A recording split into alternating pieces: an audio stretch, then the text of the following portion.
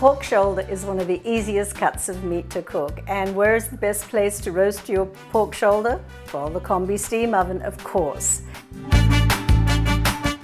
Now, when you roast a pork shoulder, the one thing you have to be sure of is having plenty of time on hand, because you need about 3 to 4 hours.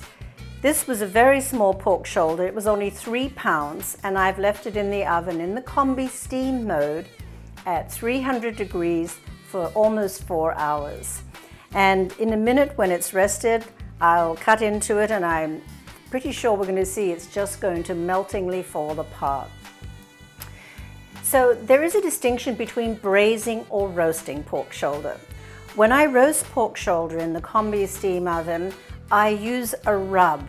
In this case, the rub actually was pureed onions and garlic and seasoning with a little oil. It infuses a lot of flavor into the pork. Now, if you want to braise the pork, you'd start by searing it, adding the aromatics, creating the sauce, and cooking the pork in the sauce. You could still use the convection steam mode to really render the pork meltingly tender and flavorful.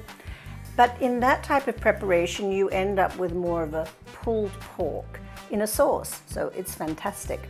So there is a little distinction, either roasting or braising. They both take a long time, and your Combi Steam Oven is the amazing tool that will make it absolutely perfection. Now, what do you serve with it? Well, we're going to have a very simple meal of rice and beans with an orange avocado salsa. I can't wait. Hi, I'm Larissa, your convection enthusiast. Convection cooking can make you a better cook. Check out my videos, and I think you'll find that you'll do really, really well. And please like and subscribe.